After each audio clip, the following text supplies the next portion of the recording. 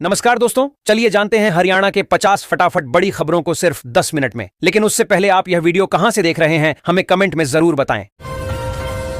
हरियाणा में group C के 3112 पदों पर भर्ती शुरू।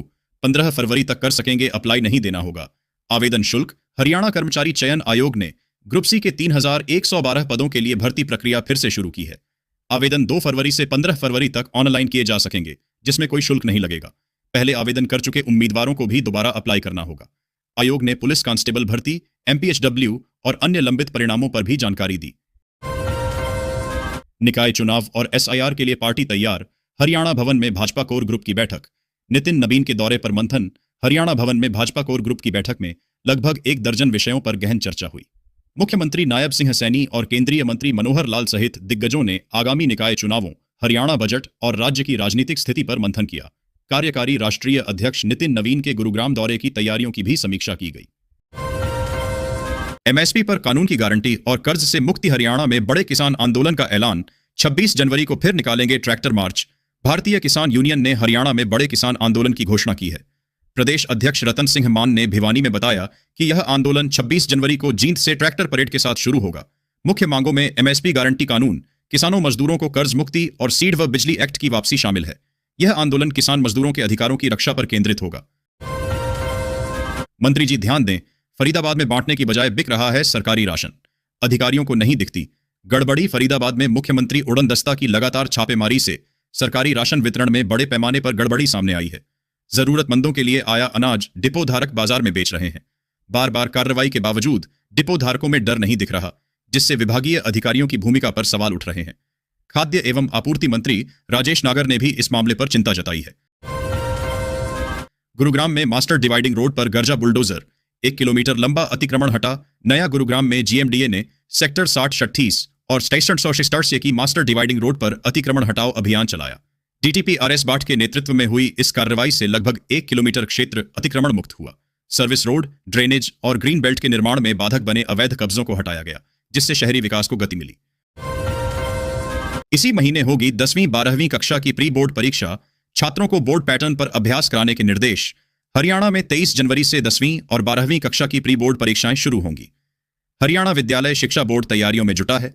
शिक्षा निदेशालय ने जिला शिक्षा अधिकारियों को पत्र जारी कर विद्यार्थियों को बोर्ड परीक्षा पैटर्न पर अभ्यास कराने का निर्देश दिया है। इसका उद्देश्य छात्रों को परीक्षा की गलतियों से बचाना और उन्हें सही तरीके से प्रश्न पत्र हल करना सिखाना है, ताकि परिणाम जारी होने में कोई समस्या न हो। हिसार में 1 से 8वीं कक्षा के छात्रों की वार्षिक परीक्षा का शेड्यूल जारी। 70.77 हजार विद्यार्थी देंगे एग्जाम। हिसार में सरकारी स्कूलों के कक्षा 1 से 8 तक के 70.77 हजार विद्यार्थियों की वार्षिक परीक्षा का कार्यक्रम जारी हो गया है। परीक्षाएं 11 मार्च से सुबह 8:30 से 11 बजे तक होंगी। स्कूलों को फंड खर्च कर परीक्षा कराने और शिक्षकों को पाठ्यक्रम पूरा कर रिवीजन पर ध्यान देने के निर्देश दिए गए हैं। पूरक मूल्यांकन परीक्षाएं अप्रैल में होंगी। करनाल में कांग्रेस का मनरेगा बचाओ अभियान शुरू। केंद्र की एनडीए सरकार पर लगाए गंभीर आरोप। कांग्रेस ने करनाल से मनरेगा बचाओ संघर्ष अभियान शुरू किया है।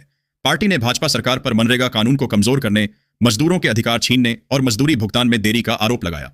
जिला कांग्रेस अध्यक्ष पराग गाबा ने मनरेगा को गरीबों की जीवन रेखा बताया। अभियान के तहत पूरे महीने कार्यक्रम होंगे, जिसमें 11 जनवरी को करनाल के महात्मा गांधी चौक पर 1 दिवसीय उपवास भी शामिल है। हरियाणा में शीतलहर का प्रकोप। 9 जिलों में कोल्ड डे अलर्ट। सिरसा में सबसे ज्यादा ठंड। हरियाणा में कड़ाके की ठंड और शीतलहर जारी है, जिससे जनजीवन प्रभावित हुआ है। मौसम विभाग ने 9 जिलों में कोल्ड डे अलर्ट और 5 जिलों में शीतलहर की चेतावनी जारी की है। सिरसा सबसे ठंडा रहा, जहां अधिकतम तापमान 12.0 डिग्री सेल्सियस दर्ज किया गया। धुंध और ठंडी हवाओं से परेशानी बढ़ी है और अगले कुछ दिनों तक राहत की उम्मीद कम है। हरियाणा में 21 करोड़ से अधिक की जीएसटी चोरी का भंडाफोड़। दवा कंपनी का प्रमोटर और मास्टरमाइंड गिरफ्तार। केंद्रीय जीएसटी आयुक्तालय रोहतक ने सोनीपत की messrs Campetic Global Capital Private Limited में 21 करोड़ 30 लाख रुपए की जीएसटी चोरी का खुलासा किया। कंपनी के प्रमोटर पावेल गर्ग को 118 करोड़ 49 लाख 90 हजार रुपए के अवैध दवा लेन देन के आरोप में गिरफ्तार किया गया। पहले जमानत याचिका खारिज हुई, लेकिन 10 करोड़ 66 लाख जमा करने के बाद उन्हें सशर्त जमानत मिली। सोनीपत जिला अस्पताल में कफ सिरप की कमी। निजी मेडिकल स्टोर्स से दवा खरीदने को मजबूर हुए लोग।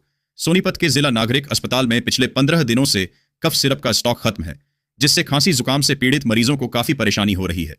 उन्हें निजी मेडिकल स्टोर से दवा खरीदने पर मजबूर होना पड़ रहा है। प्रतिदिन लगभग 350 मरीज प्रभावित हो रहे हैं। सिविल सर्जन डॉक्टर ज्योत्सना ने वेयर हाउस को डिमांड भेजी है और 1-2 दिन में स्टॉक उपलब्ध होने की उम्मीद जताई है। देश भर के 250 में हरियाणा व दिल्ली के 7-7 स्टार्टअप्स चयनित बिजनेस आइडिया को बनाएंगे प्रोडक्ट। आईआईटी दिल्ली ने देश भर के 250 में से 24 स्टार्टअप्स का चयन किया है, जिनमें हरियाणा और दिल्ली से 7-7 शामिल हैं। इन स्टार्टअप्स को आइडिया से प्रोडक्ट तक पहुंचाने के लिए फंडिंग और मार्गदर्शन मिलेगा। सोनीपत में आयोजित प्रशिक्षण सत्रों में विशेषज्ञों ने व्यापार अवसरों, इकोसिस्टम और बिजनेस प्लान पर महत्वपूर्ण जानकारी दी, जिससे युवा उद्यमियों को लाभ होगा। खरखौदा सोहटी जलघर अधूरा, 3 साल बाद भी ग्रामीण प्यासे विकास पर सवाल। खरखौदा के सोहटी गांव में 4 करोड़ की लागत से बन रहा जलघर 3 साल बाद भी अधूरा है। यह परियोजना सोहटी और आसपास के गांवों को शुद्ध पेयजल उपलब्ध कराने के लिए थी, लेकिन आज भी ग्रामीण पानी की कमी से जूझ रहे हैं। उन्हें पड़ोसी गांव लड़रावण से अनियमित आपूर्ति पर निर्भर रहना पड़ रहा है। अधिकारियों के आश्वासन के बावजूद काम पूरा नहीं हुआ, जिससे विकास योजनाओं की धीमी गति पर सवाल उठ रहे हैं। यमुनानगर में आईसीआईसीआई बैंक को लगाया चूना, 40 लाख रुपए का लोन लेकर गिरवी रखे मकान को बेटे के नाम किया ट्रांसफर। दंपति पर केस दर्ज। यमुनानगर में एक दंपति ने आईसीआईसीआई होम फाइनेंस से 40 लाख रुपए का लोन लेकर गिरवी रखे मकान को बैंक की अनुमति के बिना अपने बेटे के नाम ट्रांसफर कर दिया। लोन की किस्तें रुकने के बाद बैंक ने सरफेसी एक्ट के तहत कार्रवाई शुरू की तो यह धोखाधड़ी सामने आई। इग्नू में छात्रों को बीए, बीकॉम और बीएससी में 50% फीस पर दाखिला। हिमाचल के छात्र आसानी से कर सकेंगे ग्रेजुएशन। इग्नू ने बीए, बीकॉम और बीएससी पाठ्यक्रमों में अनुसूचित जाति और जनजाति के छात्रों को 50% शुल्क छूट की घोषणा की है। क्षेत्रीय निदेशक डॉक्टर धर्मपाल के अनुसार यह छूट उन छात्रों के लिए है जिनकी वार्षिक पारिवारिक आय 2,50,000 रुपए से कम है और जिनके पास वैध SSC/ST प्रमाण पत्र है। आवेदन ऑनलाइन इग्नू वेबसाइट पर 31 जनवरी तक किए जा सकते हैं, जिसमें आय और जाति प्रमाण पत्र अपलोड करने होंगे। हरियाणा के मुख्य सचिव अनुराग रस्तोगी की बिगड़ी तबीयत, सीने में तेज दर्द के बाद अस्पताल में भर्ती। हरियाणा के मुख्य सचिव अनुराग रस्तोगी की तबीयत बिगड़ने के बाद मोहाली के फोर्टिस अस्पताल में सफल बाईपास सर्जरी हुई है। सीने में दर्द की शिकायत पर उन्हें भर्ती कराया गया था। ऑपरेशन के बाद वे रिकवरी कर रहे हैं और फिलहाल आईसीयू में हैं। उन्हें 2 महीने आराम की सलाह दी गई है। 1990 बैच के आईएएस अधिकारी रस्तोगी को 2026 तक सेवा विस्तार मिला हुआ है। देश में इस साल पटरी पर उतरेंगी 12 स्लीपर वंदे भारत। आईसीएफ में बन रहे 1500 कोच। लंबे रूट पर दौड़ेंगी सुपरफास्ट ट्रेन। देश की पहली semi high speed sleeper Vande Bharat express लंबी दूरी के लिए तैयार है। रेलवे इस साल 10 से 12 स्लीपर वंदे भारत ट्रेनें चलाने की योजना बना रहा है, जिनमें से पहली गुवाहाटी कोलकाता रूट पर चलेगी। चेन्नई की आईसीएफ में 1500 कोच निर्माणाधीन है। ये ट्रेनें यात्रियों को बेहतर आराम, नई तकनीक और सुरक्षा सुविधाएं प्रदान करेंगी, जिसमें 182 किलोमीटर प्रति घंटा की सफल ट्रायल स्पीड शामिल है। पानी निकासी न होने से मिलिट्री इंफ्रास्ट्रक्चर को खतरा। 1540 करोड़ का रेल प्रोजेक्ट बना सेना के लिए बड़ी परेशानी। चंडीगढ़ बद्दी रेल लाइन परियोजना पानी निकासी को लेकर विवादों में घिर गई है। सेना ने 1540 करोड़ रुपए की इस परियोजना में जल निकासी की कमी पर आपत्ति जताई है। सेना का कहना है कि इससे उनके उपकरणों और बुनियादी ढांचे को खतरा है। अंबाला रेल मंडल को शिकायत भेजी गई है। सेना ने घग्गर नदी में जल निकासी का समाधान भी सुझाया है, जबकि रेलवे अधिकारी अभी जानकारी से इनकार कर रहे हैं। तिगांव में फिरनी सड़क निर्माण के लिए यातायात रूट डाइवर्ट, 7 फरवरी तक रहेगा बदलाव। एडवाइजरी जारी। तिगांव में फिरनी सड़क निर्माण के लिए यातायात पुलिस ने 7 फरवरी तक रूट डाइवर्ट करने की एडवाइजरी जारी की है। बल्लभगढ़ से कौराली मोड़ जाने वाले वाहनों को अब स्टेट बैंक ऑफ इंडिया के सामने से सतपुरा मोड़ होते हुए भैंसरावली और मंधावली मोड़ से गुजरना होगा। दैनिक जागरण की खबर के बाद पुलिस ने तुरंत अनुमति दी, जिससे 5 करोड़ की लागत से बन रही सीमेंटेड सड़क का काम तेजी से पूरा हो सके। नाबालिग नेशनल शूटर से यौन शोषण का आरोपी राष्ट्रीय कोच फरार। 4 दिन बाद भी पुलिस के हाथ खाली। दोनों मोबाइल स्विच ऑफ। राष्ट्रीय स्तर की 17 वर्षीय शूटर के यौन शोषण मामले में आरोपी कोच अंकुश भारद्वाज 4 दिन बाद भी फरार है। पुलिस की 5 टीमें पंजाब समेत अन्य राज्यों में छापेमारी कर रही हैं, लेकिन कोई सुराग नहीं मिला। महिला आयोग की चेयरपर्सन ने पुलिस आयुक्त को 24 घंटे में गिरफ्तारी का निर्देश दिया था। कोच ने सूरजकुंड के एक होटल में शूटर का यौन शोषण कर करियर बर्बाद करने की धमकी दी थी। अब हर मजदूर को मिलेगी 3000 मासिक पेंशन। भारत सरकार ने देश भर के सभी असंगठित क्षेत्र के मजदूरों और श्रमिकों के भविष्य को बदलने के लिए आई श्रम कार्ड योजना की शुरुआत की है। इस योजना के तहत हर रजिस्टर्ड मजदूर को हर महीने 3000 रुपए की पेंशन दी जाएगी। यह योजना खास तौर पर उन लोगों के लिए फायदेमंद है जो बिहारी मजदूर, रिक्शा चालक, घरेलू कामगार, निर्माण कार्य या छोटे कामों से अपना गुजर बसर करते हैं। राशन कार्ड धारकों को बड़ी राहत। अब सिर्फ 450 रुपए में मिलेगा गैस सिलेंडर। महंगाई के इस कठिन दौर में जब आम लोगों की जेब पर लगातार बोझ बढ़ता जा रहा है, केंद्र सरकार की ओर से एक बड़ी और राहत भरी खुशखबर सामने आई है जो करोड़ों परिवारों को लाभान्वित कर सकती है। केंद्र सरकार ने एलपीजी गैस सब्सिडी योजना के दायरे को महत्वपूर्ण रूप से बढ़ाते हुए अब राशन कार्ड धारकों को भी इसमें शामिल कर लिया है, जो एक क्रांतिकारी कदम माना जा रहा है। अटल पेंशन योजना, बुढ़ापे में हर महीने मिलेगी 5,000 रुपए पेंशन। जाने क्या है ये सरकारी योजना और आवेदन का तरीका। अगर आप चाहते हैं कि आपको बुढ़ापे में आर्थिक मदद मिले ताकि आपको दिक्कत ना हो, तो आप अटल पेंशन योजना से जुड़कर अपने आने वाले कल को सुरक्षित करने की तरफ एक कदम बढ़ा सकते हैं। क्या आज बैंक खुले हैं? चेक करें। शनिवार 10 जनवरी 2026 को बैंक खुले या हैं बंद? आज 10 जनवरी 2026 को बैंक बंद रहेंगे क्योंकि यह महीने का दूसरा शनिवार है, जो आरबीआई के दिशा निर्देशों के अनुसार अवकाश होता है। हालांकि ग्राहक online banking, mobile app, UPI और एटीएम जैसी डिजिटल सेवाओं का उपयोग जारी रख सकते हैं। जनवरी 2026 में कुल 16 दिनों तक बैंक बंद रहेंगे, जिसमें रविवार और अन्य अवकाश शामिल हैं। ईडी ने घर खरीदारों से धोखाधड़ी केस में 585 करोड़ रुपए के भूखंड किए कुर्क। मनी लॉन्ड्रिंग मामले में हुई कार्रवाई। ईडी ने घर खरीदारों से धोखाधड़ी के मामले में एडेल लैंडमार्क्स लिमिटेड और उसके प्रमोटरों के खिलाफ मनी लॉन्ड्रिंग जांच के तहत हरियाणा और उत्तर प्रदेश में 585.46 करोड़ रुपए की सैकड़ों एकड़ जमीन कुर्क की है। कंपनी पर 12 से 19 साल की देरी के बावजूद फ्लैट न देने और रिफंड चेक बाउंस होने के आरोप हैं।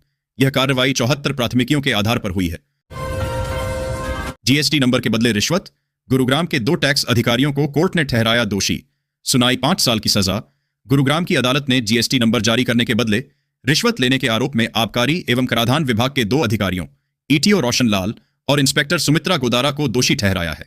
उन्हें 5-5 साल की कैद और 2-2 लाख रुपये जुर्माने की सजा सुनाई गई। यह मामला मई 2022 में सामने आया था, जब एक कारोबारी की शिकायत पर एंटी करप्शन ब्यूरो ने कार्रवाई की थी। विभाग अब आगे की कार्रवाई पर विचार कर रहा है। आईईडी हमलों पर अब होगी रियल टाइम निगरानी। शुरू हुआ national ID data management system. Amit Shah ने किया शुभारंभ। केंद्रीय गृह मंत्री अमित शाह ने एनएसजी मानेसर में national ID data management system (NIDMS) का वर्चुअल शुभारंभ किया। यह प्रणाली देश भर में आईडी विस्फोटों की जानकारी एकत्र कर विश्लेषण करेगी, जिसे सुरक्षा एजेंसियों के साथ साझा किया जाएगा।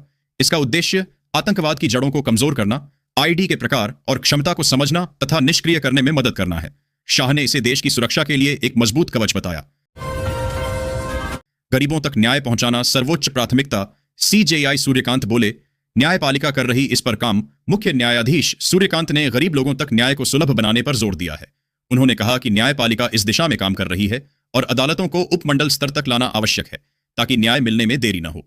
बरवाला और नारनौंद में नई अदालतों का उद्घाटन किया गया और हांसी में जल्द ही सत्र प्रभाग बनाने की घोषणा की गई। जिस कुर्सी पर सीजेआई बैठे वह बनेगी हांसी बार की शान। चीफ जस्टिस ने पिता की पेंटिंग को माथे से लगा किया प्रणाम। हिसार में चीफ जस्टिस सूर्यकांत के सम्मान समारोह में उनकी कुर्सी अब हांसी बार की शान बनेगी। इस 75,000 की कुर्सी पर सीजेआई ने हस्ताक्षर किए। उन्हें मुरादाबाद से मंगवाई गई भगवान राम और गणेश की मूर्तियां भेंट की गईं। उपायुक्त ने सीजेआई की और एसडीएम ने उनके दिवंगत पिता की पेंटिंग दी, जिसे सीजेआई ने माथे से लगाया। कार्यक्रम में फ्रांस से विशेष पानी भी मंगवाया गया। उत्तर पश्चिमी शीत हवाओं से कांपा हरियाणा। सबसे सर्द रही नारनौल की रात। अगले 5 दिन कैसा रहेगा मौसम? पहाड़ों पर बर्फबारी और उत्तर पश्चिमी शीत हवाओं से हरियाणा में ठंड बढ़ गई है। नारनौल में न्यूनतम तापमान 4 डिग्री सेल्सियस दर्ज किया गया, जो सबसे सर्द रहा। मौसम विभाग के अनुसार अगले 4-5 दिनों तक हल्की धुंध के साथ मौसम शुष्क रहने की संभावना है। कई जिलों में कोल्ड डे और कोल्ड वेव का अलर्ट जारी किया गया है, जिससे रेल यातायात भी प्रभावित हुआ है। हरियाणा में सर्दी का सितम। महेंद्रगढ़ रहा सबसे ठंडा। बर्फीली सर्द हवाओं से लुढ़का तापमान। हरियाणा में ठंड बढ़ने से लोगों को परेशानी का सामना करना पड़ा है। उत्तरी बर्फीली हवाओं के कारण तापमान में और अधिक गिरावट दर्ज की जा सकती है। महिलाओं का सुरक्षा कवच बनेगा। पैनिक बटन रेलवे जंक्शन के सभी 6 प्लेटफार्मों पर लगाए जाएंगे। डिवाइस अक्सर देखा गया है कि लंबी दूरी का सफर करने वाली महिलाएं लूटपाट और चोरी जैसी घटनाओं का शिकार हो जाती हैं। कई बार पुलिस हेल्पलाइन नंबर उपलब्ध न होने के कारण समय पर मदद नहीं मिल पाती। पैनिक बटन की सुविधा से ऐसी स्थितियों में पुलिस की मदद लेना आसान होगा। मिड डे मील कर्मियों से अतिरिक्त काम नहीं। कुक कम हेल्परों को लेकर मौलिक शिक्षा विभाग जारी किए नए आदेश। महानिदेशक मौलिक शिक्षा ने सभी जिला अधिकारियों को निर्देश दिए हैं कि इन आदेशों की पूरी तरह से अनुपालना सुनिश्चित की जाए, ताकि मिड डे मील योजना का संचालन सुचारू रूप से हो और कर्मचारियों के साथ किसी प्रकार का अन्याय न हो। सीएम सैनी ने ज्ञान सेतु MOU एक्सचेंज कार्यक्रम में लिया भाग। नीव पोर्टल किया लॉन्च। मुख्यमंत्री ने कहा कि नीव पोर्टल का मूल उद्देश्य यह सुनिश्चित करना है कि राष्ट्रीय शिक्षा नीति 2020 के प्रत्येक प्रावधान का वास्तविक, निष्पक्ष और सतत मूल्यांकन हो सके।